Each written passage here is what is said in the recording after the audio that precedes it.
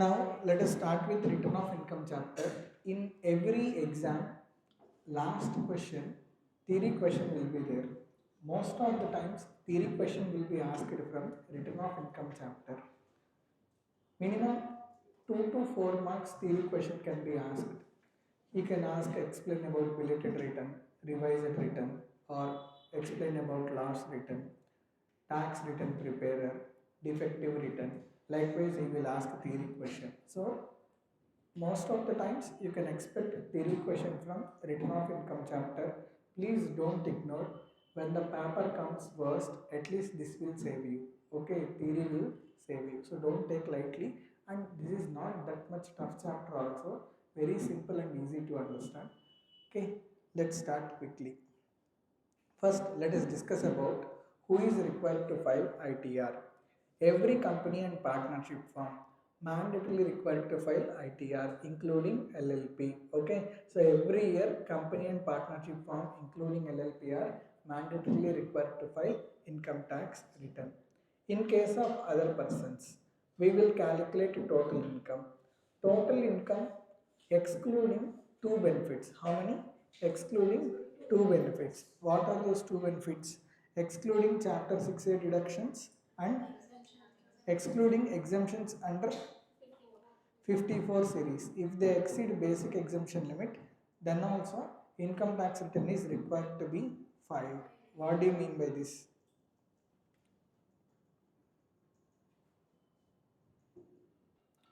So total income, you have to calculate total income. For the calculation of tax liability, you will claim chapter 6 deductions, you will also claim exemptions. But for the purpose of taking decision whether SSC should file income tax return or not, only for decision making to file ITR or not, don't take chapter 6 deductions, don't claim benefit of section 54 series. Before claiming exemptions and before claiming chapter 6A deductions, if the total income is greater than basic exemption limit, then that SSC is mandatorily required to file ITR. Is it clear? I will tell one example. Income from house property, 1,50,000 is there. Income from salaries, 2 lakhs is there. Or income from salaries, 0.5 lakhs is there. Capital gain, gross capital gain 8 lakhs, less exemption under section 54,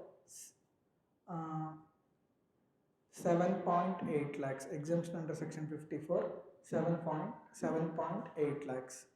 So now how much is total income? Total income is 2.2 lakhs. Let's say chapter 6A deductions are 30,000. Now how much is net total income?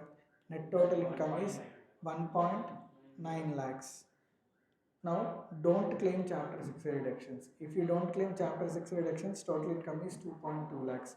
Don't also claim section 54 exemption. Then your total income will be 1.5 lakhs plus 0.5 lakhs. 2.5 lakhs plus 8 lakhs. Your total income is 10.5 lakhs, which is greater than basic exemption limit. So SSC is mandatorily required to file ITR. Company, partnership firm, including LLP, mandatorily required to file ITR. No question of checking income. Other SSCs, check total income before claiming two benefits, before claiming exemptions under section 54 series, before claiming chapter 6 deductions. Before taking these two benefits, if total income is greater than basic exemption limit, then SSC is mandatorily required to file income tax return. Is it clear?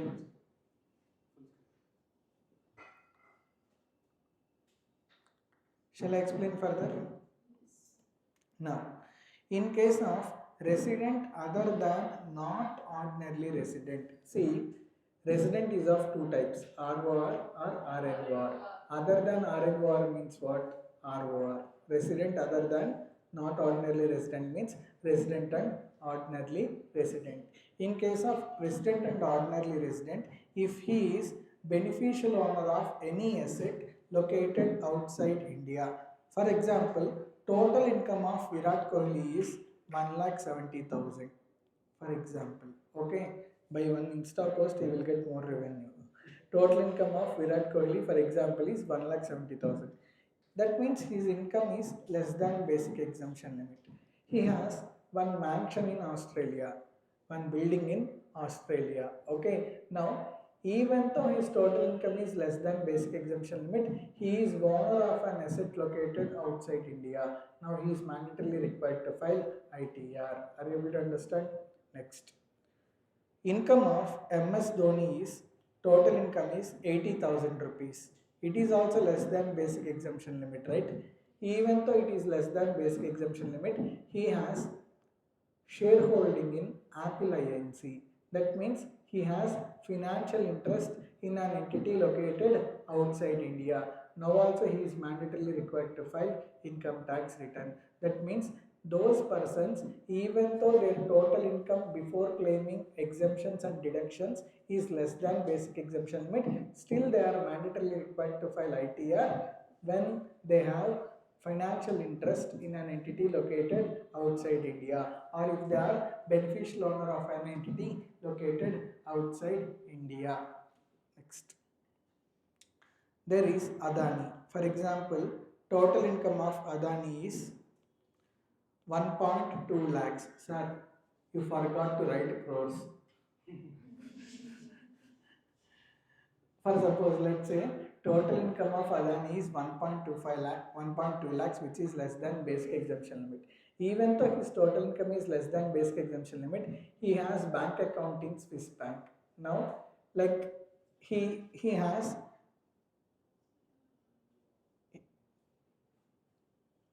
signing authority in any account outside India. Now also he is mandatorily required to file ITR. So those resident and ordinary residents, even though their total income is less than basic exemption limit, but if they are having beneficial interest in any entity located outside India, or if they are beneficial owner of any asset located outside India, or if they are having signing authority in any entity located outside India, then they are mandatorily required to file ITR. Not only beneficial owner, beneficiary is also required to file ITR. What do you mean by beneficiary? Beneficial owner means the person who invested money in purchasing that asset. Beneficiary means the person who enjoys that asset. For example, Virat Kohli purchased a building in Australia for his wife Anushka. Now, Virat Kohli is beneficial owner, Anushka is beneficiary. Are you able to understand? See, even beneficiary of any asset located outside India, including financial interest outside India, is mandatorily required to file ITR. Here I wanted to tell one example. If beneficial owner is already filing income tax return, then beneficiary is not required to file ITR. Okay, so here you can see note point. Individual, if income is already included in the income of person who is beneficial owner, then beneficiary is not required to file income tax return. Is it clear? Beneficiary means the person who gets the benefit. Beneficial owner means the person who actually invests money to purchase that asset.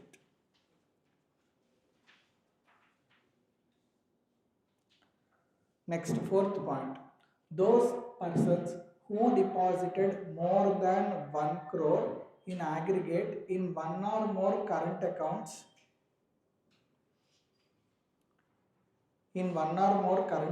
maintained by them. Okay, so those who are holding more than 1 crore rupees in aggregate in one or more current accounts with banks or cooperative banks. So those persons, even though their total income is less than basic exemption limit, but if they have more than 1 crore rupees deposits in one or more current accounts, then also they are mandatorily required to file income tax return. He has incurred foreign travel expenditure of more than 10 lakhs. SSC is saying his total income is less than basic exemption limit, but he went on a foreign tour, and for that foreign tour he incurred expenditure of more than 2 lakhs. Are we fools? Basic exemption limit is 2,50,000. He went on a tour, and for that foreign tour he spent more than 2 lakhs, and he is not filing ITR. He is mandatorily required to file ITR. Next, those persons whose electricity expenditure is more than 1 lakh. For case 30,000 every month electricity bill will come. So those who are paying more than 1 lakh electricity bill, not per month but per annum, they are also mandatorily required to file file their income tax return. Next, any person who is not covered under first 4 points, under fifth point, if he is carrying on a business, in business if turnover is more than 60 lakhs, then also he is mandatorily required to file ITR. Those who are carrying on profession, and in profession if their gross receipts are more than 10 lakhs, they are also mandatorily required to file income tax return. Any resident individual who is aged 60 years at any time during the previous year, the aggregate of TDS and TCS in his case more than or equal to 50,000. That means, I will tell you an example.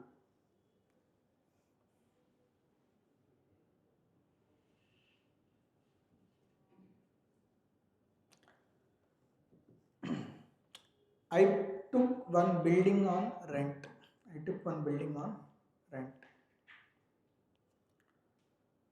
Let's say rent amount is 50,000 per month. Now how much is rent per annum? 6 lakhs per annum, correct? Rent amount is 6 lakhs per annum. This rental income is received by senior citizen. Who is owner? Owner is senior citizen. In house property, 30% standard deduction is available, right? 6 lakh minus 30%, how much? 4,20,000. That senior citizen has only income from house property. Income from house property 4,20,000, which is less than 5 lakhs, which is less than basic exemption limit. He is not required to file ITR, right? He is not required to file ITR. But I am company. When I am paying rent, I am mandatorily required to deduct TDS. 6 lakh into 10%, amount of TDS is 60,000, which is greater than 50,000. Now, as the amount of TDS is more than 50,000, even though his total income is less than basic exemption limit, still he is required to file ITR. Are you able to understand? So, senior citizen, if his total income is less than basic exemption limit, but in his name, aggregate amount of TDS deducted, if it is more than 50,000, then he is mandatorily required to file ITR. With this example, did you understand that point? In case of other persons, if aggregate of TDS and TDS deducted in their case is more than 25,000, then also they are mandatorily required to file income tax return. Next, we all will be having savings accounts, right? In one or more savings accounts together, if we deposit more than 50 lakh rupees, then also we are mandatorily required to file income tax return. Are you able to understand? Very, very important. Without reading first page of return of income chapter, don't go to examination. Very, very important. Can be asked in MCQs. Okay, everyone start looking at me. Company partnership form, mandatory required to file ITR. Other persons, if their total income before claiming two benefits, before claiming chapter 6 reductions, before claiming exemptions, if their total income is greater than basic exemption limit, they are mandatorily required to file income tax return. Next, those persons who deposit more than 1 crore rupees in current accounts. Remember, current account limit 1 crore, savings account limit 50 lakhs. So those who deposit in current account more than 1 crore in one or more current accounts together, they are also mandatorily required to file ITR. Those who incurred foreign travel expenditure of more than 2 lakhs, they are also mandatorily required to file ITR.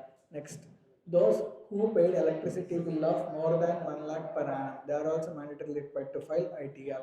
If you are doing business, in your business if turnover is more than 60 lakhs, you are mandatorily required to file ITR. If you are doing profession, in profession if gross receipts are more than 10 lakhs, mandatorily required to file ITR.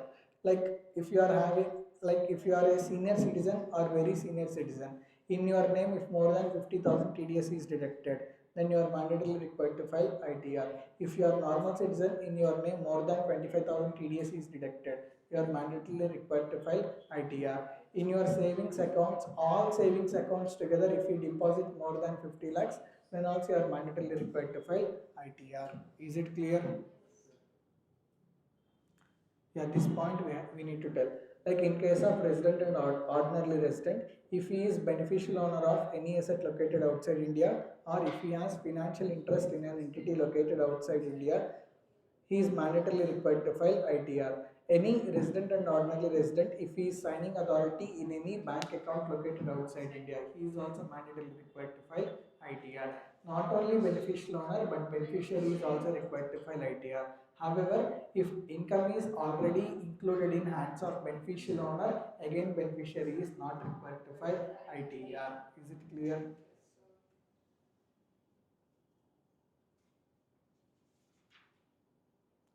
Next, due dates for filing ITR. In final, you will study transfer pricing, international taxation. Those who are having international transactions, they need to get transfer pricing report prepared by a chartered accountant. So those persons to whom transfer pricing provisions are applicable, they are required to file ITR on or before 30th November of assessment year. Those SSEs for whom transfer pricing provisions are not applicable but are required to get books of accounts audited under section 44AB of Income Tax Act. Don't say you don't know 44AB. I have explained very clearly. I gave you charts also. So those persons who are required to file ITR under section 44AB of Income Tax Act, they are also mandatorily required to file ITR on or before 31st October of assessment year. For example, partnership firm is required to get its books of accounts audited. For partnership firm, due date for filing ITR is 31st October of assessment year. See, without finalizing partnership accounts, can we finalize individual account of partners? We cannot finalize. That's why relaxation is given. Whenever tax audit is applicable for a partnership firm, not only for partnership firm, even for the individual partners in that partnership firm also, due date for filing ITR is 31st October of assessment year. Are you able to understand? Next, those persons for whom transfer pricing provisions are not applicable, for whom tax audit provisions are also not applicable, they are required to file ITR on or before 31st July of assessment year. Is it clear?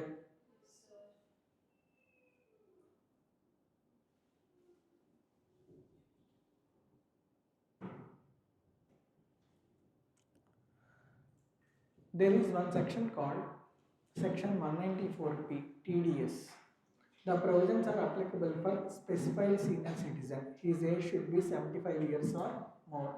So in case of specified senior citizen, he should be having only two incomes. One is pension income, another one is interest from bank account in which pension is credited. If he is having only these two incomes, means that specified senior citizen can go to the bank and can request bank manager to calculate tax liability. Then bank manager will calculate total income of specified senior citizen. He will calculate total tax liability. Whatever the tax liability of specified senior citizen is there, the same amount of tax liability will be reduced from bank account of the specified senior citizen in the form of TDS under section 194P. Again, that specified senior citizen is not required to file ITR. He is exempted from filing ITR.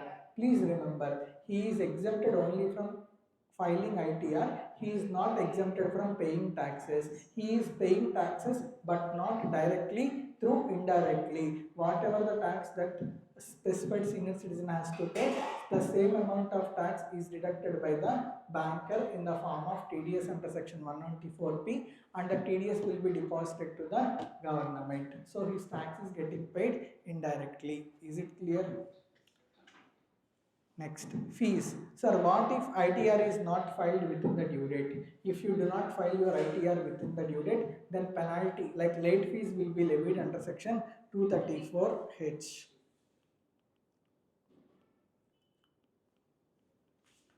Sir, how much is late fees under section 234H? Late fees will be, if total income is less than or equal to 5 lakhs, then late fees is equal to 1000 rupees. If total income is greater than 5 lakhs, then late fees is equal to 5000. So did you understand?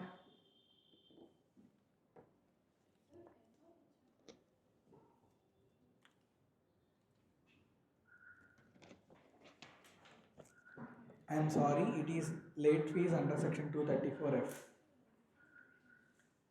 I am sorry, it is 234F only. Late fees for linking PAN with Aadhaar 234H. Okay.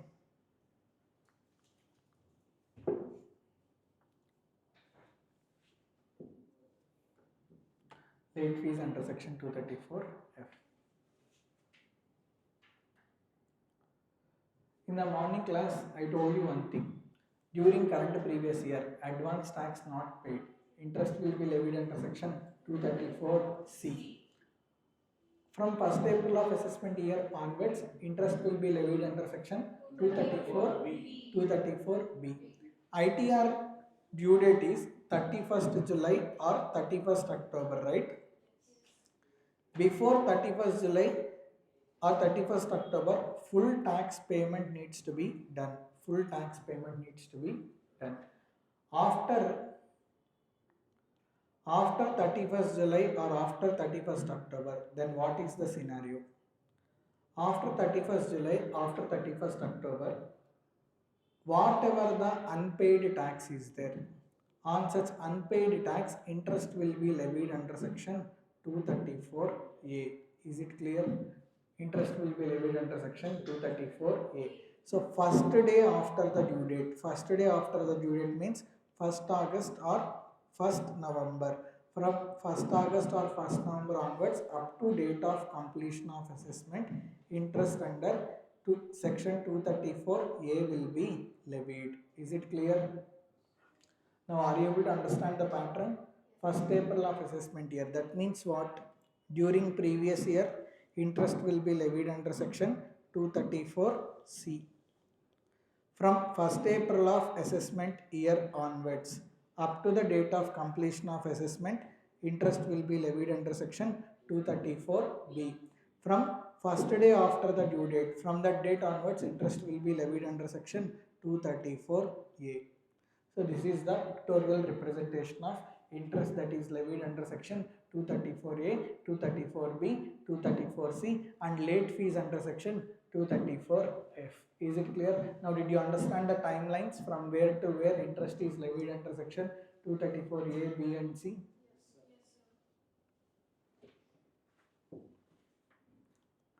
Previous year 234C, 1st April of assessment year up to date of completion of assessment 234B. First day after the due date up to date of completion of assessment, interest will be levied under section 234A.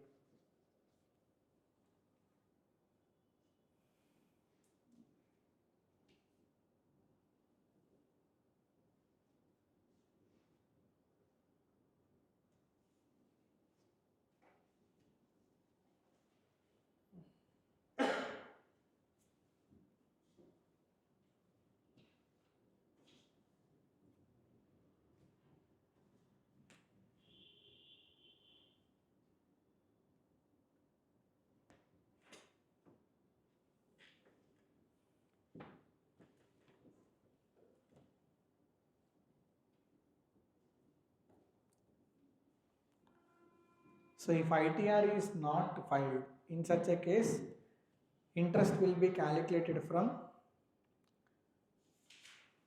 date immediately following the due date to the date of completion of assessment.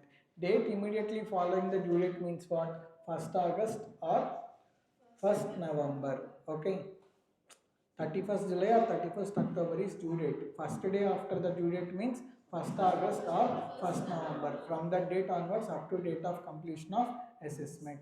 If he filed ITR lately, let's say he filed ITR on 15th December. He filed ITR on 15th December. In such a case, from 1st August to 15th December or 1st November to 15th December, interest will be levied under section 234A. Rate of interest is 1% per month or part of the month. So whatever the shortfall is there, on shortfall amount, TD, like on shortfall amount, interest will be calculated under section 234A.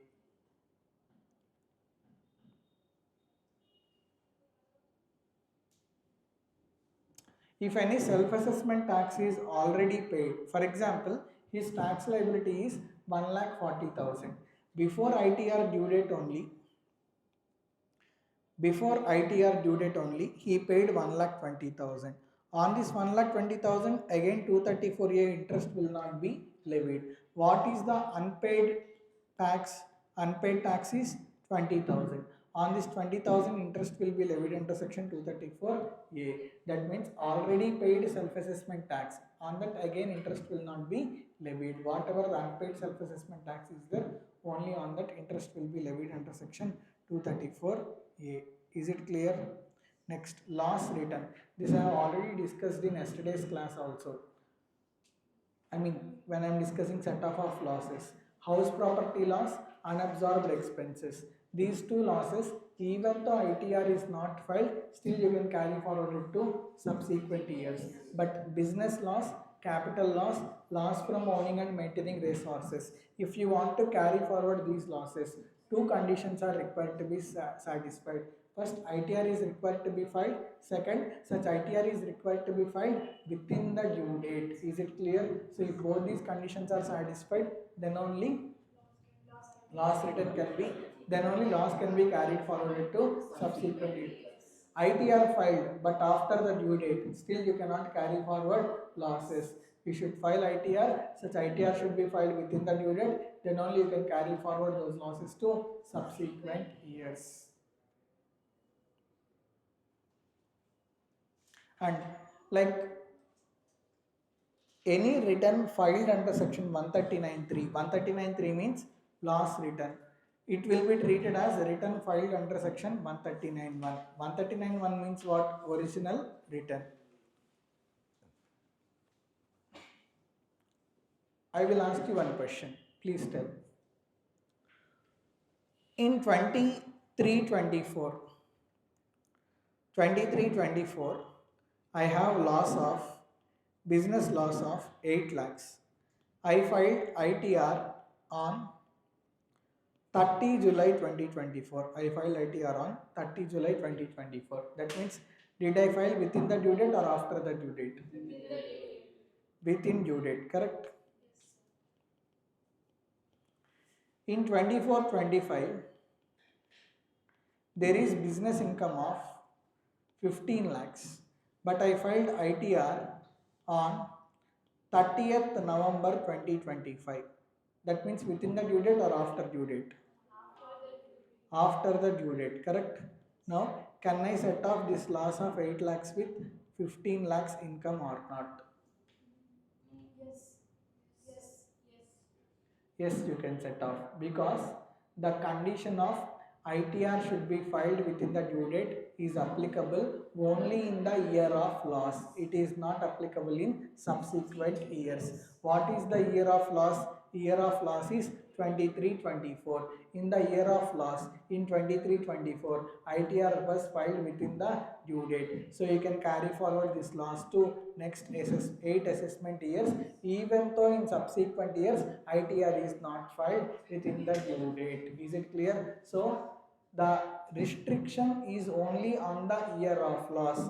The restriction is not in the year of set off or carry forward. Are you able to understand? Now, SSC cannot tell income tax department did not give me notice, that's why I did not file income tax return, otherwise I would have filed income tax return. ఇలా కాకమ్మ కబుర్లు చెప్తే కుదరదు అనమాట. అర్థమవుతుందా? It is ignorance of law is of no excuse. It is the duty of the SSC to read the provision and to file income tax return. He cannot blame income tax department for not giving notice. Okay. Next, belated return. Like sometimes it happens, I forgot my best friend's birthday. Then later on I remembered. What will I do? I will call him and tell, "Arey, belated happy birthday, Ra." He will start telling, "You forgot me, you changed everything," correct? Now, whenever income tax return is filed after the due date, lately, we call such return as belated return. Late return. Okay, so belated return. Even to file belated return also, there are due dates. Belated return should be filed before 31st December of assessment year or date of completion of assessment, whichever is earlier. See, what is range of previous year? Previous year ranges from 1st April 2024 to 31st March 2025, right? So from 1st April 2025 up to 31st March 2026, it is assessment year, correct? Assessment year 25-26. Now, 3 months before completion, what is date of completion? Date of completion is 31st March 2026. 3 months before means what? 31st December 2025, correct? 31st December 2025 or date of completion of assessment, whichever is earlier. That is due date for filing ITR, due date for filing belated ITR. Is it clear? But there are some disadvantages. If you file income tax return lately, first, late fees will be levied under section 234F. Next, interest is required to be paid under section 234A. There are certain types of deductions which are not allowed if income tax return is filed lately. And there are some benefits. Section 10AA, deduction under section 10AA, that is not allowed if SSE is paying taxes under like if SSE has filed income tax return lately, okay? And certain losses you cannot carry forward to subsequent years. Just now we have discussed, if ITR is filed lately, you cannot carry forward business loss, you cannot carry forward capital loss, you cannot carry forward loss from owning and maintaining resources, okay? Next, revised return. Of course, we are all humans. Okay, if doctor means instead of doing surgery for right kidney, if you do surgery for left kidney, it's a big case. Okay, we at the time of entering 1 crore, if we enter 10 crores, it's not a big case. We will hardly file revised return, correct? So error made by a chartered accountant can be easily rectified by way of filing revised return. So while filing income tax return, if there are any errors or mistakes that are done, those errors or mistakes can be rectified by way of filing revised return. Immediately we will get doubt. Sir, can belated return be revised? Yes. Belated return can also be revised. Sir, can loss return be revised? Yes. Loss return can also be revised. Sir, can you revise original return? Yes. You can revise original return. Sir, how many times you can revise the return? You can revise the return n number of times, but before the due date. Okay, your strength. Okay, you can revise it for 1000th time also. Okay. Now, what are due dates for filing revised return? Same. Whatever the due dates for belated return are there, same due dates. 31st December of assessment year or before completion of assessment year, whichever. Sorry, 31st December of assessment year or before completion of assessment, whichever is earlier. Next, option to file updated ITR-U. Now, let's discuss ITR-U. There is previous year, there is assessment year. Generally, revised return, belated return can be filed up to 31st December of assessment year, correct? Even after that also, you have provision to file income tax return. You can file income tax return up to 24 months from end of assessment year. So what is end of assessment year? End of assessment year is 31st March. Previous year 24-25, assessment year 25-26. End of assessment year is 25-26. So from end of assessment year, you have time limit up to 24 months. So 31st March 27, 31st March 28, correct? So you have time limit to file ITR-U up to 31st March 2028. Sir,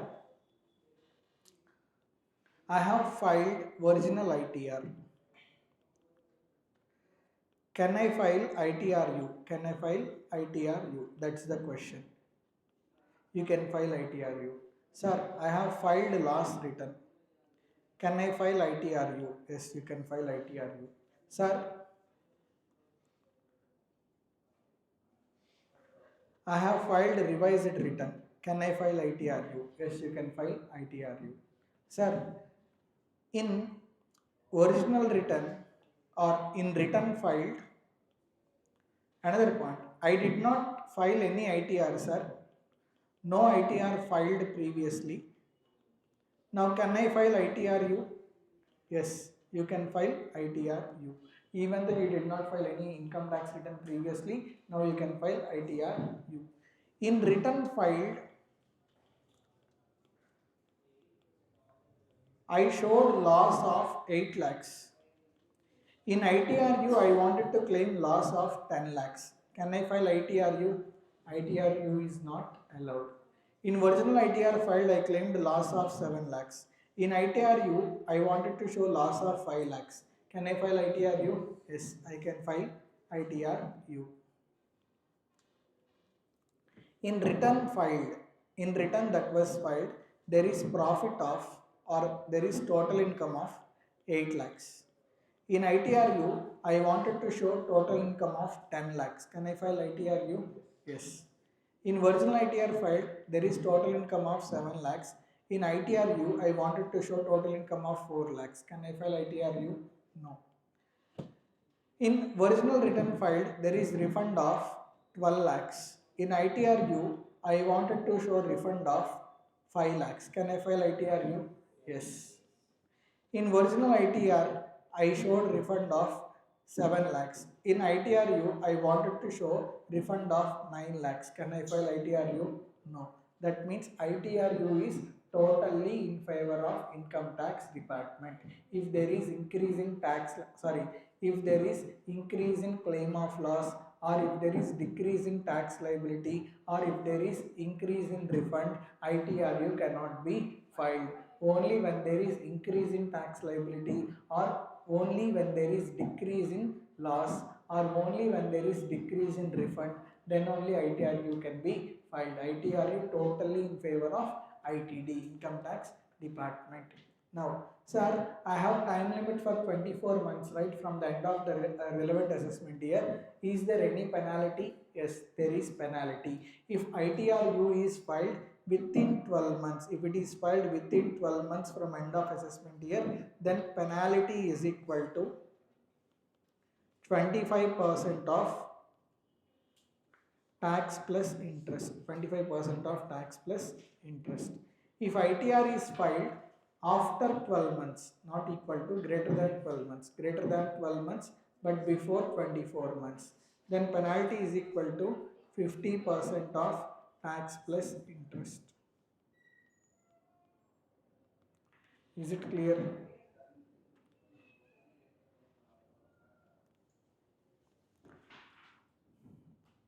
So this is the explanation with regard to ITRU. Another point is there.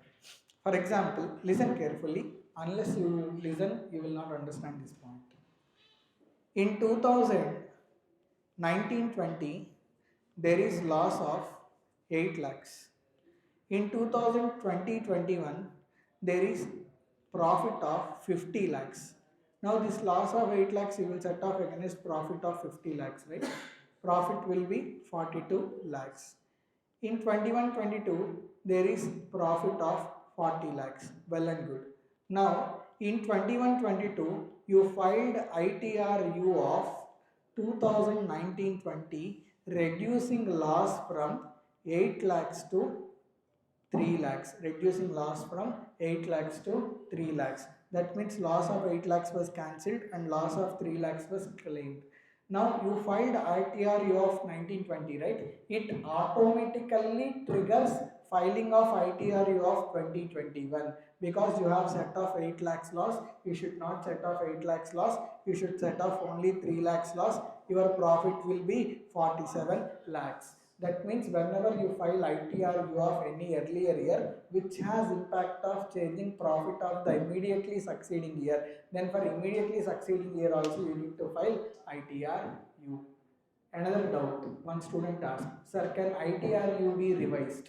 No.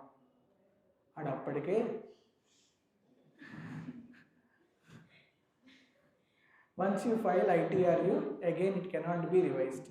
Another student asked me, sir, can ITRU be updated? Can you file ITRU of filed ITRU? No such concept.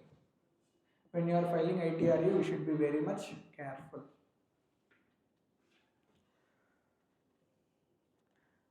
Next, defective return.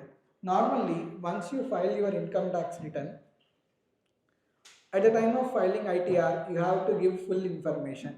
You have to give your trading account, manufacturing account, P&L account, balance sheet, okay, all disclosures, name of the partners, name of the shareholders, what is their share, all information is required to be given. If there is any information that is not given properly at the time of filing ITR, if income tax department finds any defective in the ITR filed, then income tax department will give 15 days of time to rectify the defect. Within 15 days, SSC has to rectify the defect. If SSC fails to rectify the defect within 15 days, then whatever the ITR that is filed by him is there, it will be treated as defective. It will be considered as defective income tax return. Sir, what if it is treated as defective ITR? If it is treated as defective ITR, even though ITR is filed, it will not be considered as it will be considered as ITR is not filed. Are you able to understand? Even though ITR is filed, it will be treated as ITR is not filed, and ITR filed will become invalid income tax return. Is it clear? That's what. Filing of bulk returns by employer. What do you mean by this? Let's take Infosys. 5 lakh employees are there. Now, income tax department will develop a software and will give that software to the employer. Income tax department cannot ask each person file ITR, file ITR, file ITR, right? So that's why it will create obligation to the employer by providing software. So employer, by taking software from income tax department, he can upload income tax returns of the all employees in that software, and that software will process the ITRs of all the employees. That type of filing we call as bulk return processing by the employer. However, if there is any revised return cannot be filed through bulk return process. And if employee is not having PAN number, then also ITR processing cannot be done through bulk return filing by the employer. Is it clear? Cases where PAN is required to be quoted. Very, very important. First page we have studied about who is required to file ITR. Second important concept is like cases where PAN is required to be quoted. This is also quite often being asked in the examination in the form of MCQs. So whenever you are purchasing motor vehicle, if you purchase bike, you are not required to give PAN number. Other than two-wheeler, any other motor vehicle if you purchase means you are mandatorily required to give your PAN number, then only vehicle will be sold. Next, whenever you are opening a bank account other than basic savings account and time deposit account, whenever you are opening a bank account, it is mandatory to submit the PAN number. Next, making an application to any banking company or a cooperative bank for issue of credit card or debit card. Without having PAN number, credit card and debit card will not be issued. So if you want to obtain debit card or credit card, mandatorily you should have PAN number. You should code the PAN number. Next, if you want to open Demat account, mandatorily you should give your PAN number. Like you went to a hotel. In hotel, you are making payment. Let's say ITC Kohinoor is there. Per day fare is 25,000 rupees. You stayed in ITC Kohinoor for 3 days. Okay, in dreams. Per day, like for 3 days, you need to pay 75,000 rupees. He asked, sir, is there any phone like bank payment that you wanted to do? No, you said royally, hey, cash. Okay, now you paid 75,000 rupees in cash in a single day. So when you are making payment to hotel in a single day, if you make payment of more than 50,000 in cash, he will ask your PAN number. You need to quote the PAN number. Why will we quote the PAN number? We will tell ITC Kohinoor, give 3 bills for 3 days. Okay, I will give cash. Split it into 3 bills. Each bill is less than 50,000, so you need not ask for my PAN number. That's what, right? We are chartered accountants. Why will we get into the trap? Next, when you are booking foreign tours and that foreign tour tour operator, if you make cash payment of more than 50,000, then also you are required to give your PAN number. Payment to mutual fund for purchase of units. If you pay not only in cash, even through bank also, for purchase of units of mutual fund, if you pay more than 50,000, you are required to give PAN number. Hi Sumit, good morning. Next, whenever you are purchasing debentures or bonds issued, and if the amount of ఆ గంగంటి పక్కకి ఇందాడి నుంచి sound వస్తూనే ఉంది.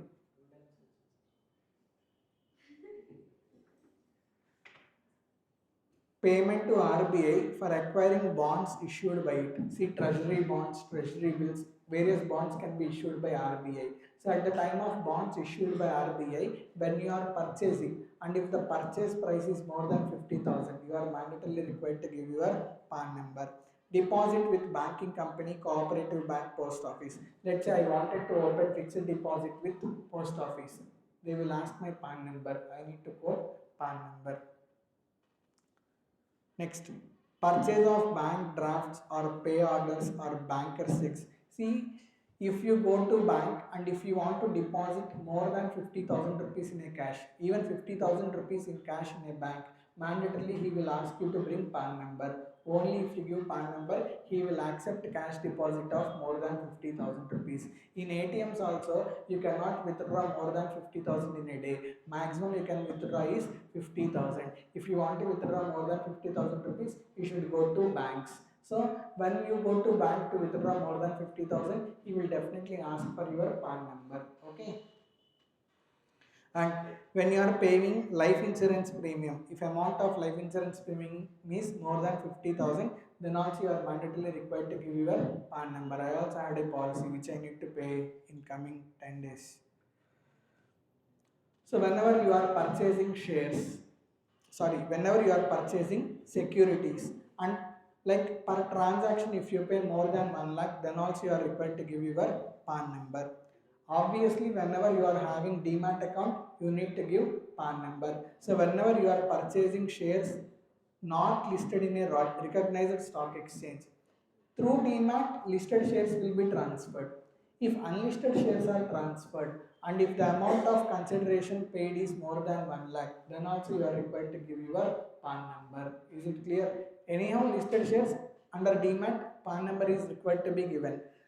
I purchased, let's say, shares of KS Academy Limited, Private Limited. Now, I need to give PAN number if the amount of consideration paid by me is more than 1 lakh. Sale or purchase of any immovable property. If you go to registration office, more than 10 lakhs worth of property, either you purchase or you sell, he will not do registration unless you give your PAN number. Is it clear? Sale or purchase by any person other than covered under 1 to 17. We have discussed 1 to 17 cases, right? For example, you went to gold shop, Kazana. For your mother, you wanted to purchase bangles. Okay, you went to Kazana and you sat in Kazana. So you have seen bangles. He said each bangle worth is 1,50,000. He wanted to purchase 4 bangles. 1,50,000 into 4, 6 lakhs. You are paying more than 2 lakh rupees, right? Now he will ask for your PAN number. Only if you give your PAN number, he will sell bangles. Why will we give PAN number? I will say, one will please book on my name, another will please book on my father's name, another will please book on my mother's name, another will please book on my sister's name. 4 bills, each individual has paid less than 1,50,000, no PAN number. Correct?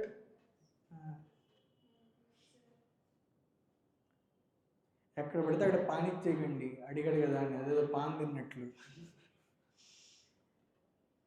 వెంటనే income tax department will నాక్ your door.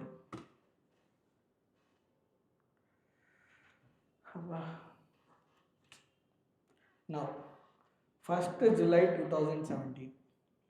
Actually, on this date only GST also came.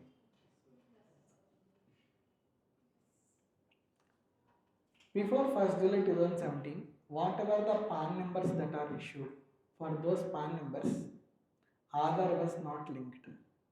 Nowadays, if you want to obtain PAN number, only if you give your Aadhaar number, then only PAN will be allotted to you. But before 1st July 2017, PAN was allotted to all and there was no Aadhaar linked to PAN. What is the loophole? I will take 5-6 PAN cards. I will take Maganti Nago Umashankar one PAN card. I will take Umashankar Maganti one PAN card. I will take only Umashankar one PAN card. Likewise, I will take 5-6 PAN cards. Through each PAN card, I will ensure my income is less than basic exemption limit and I will not pay any taxes. Or I will give multiple PAN cards at multiple places, so thereby I cannot be cancelled by income tax department. Aadhaar card cannot be duplicated because in Aadhaar card there will be iris and thumb impressions will also be there. So, but for PAN there is no such thing. You can create n number of PAN cards. So it has become a loophole. So government decided to link PAN with Aadhaar. So when this concept is introduced, maximum one PAN number can be linked with Aadhaar number. So remaining all PAN numbers will get deactivated. Correct? So government brought concept of linking PAN with Aadhaar. Government gave time up to 31st March 2022 to link PAN number with Aadhaar number at free of cost. However, from 31st March after onwards, from 1st April 2022 to 30th June 2022, during this period, if any person links PAN with Aadhaar, then late fees of 500 rupees is required to be paid under section 234H from 1st July 2022 onwards. Sorry, 500. From 1st July 2022 onwards till date, if you link PAN with Aadhaar, then late fees is 1000 rupees under section 234H. Is it clear, everybody? Did you understand why that linking of PAN with Aadhaar was introduced? Sir.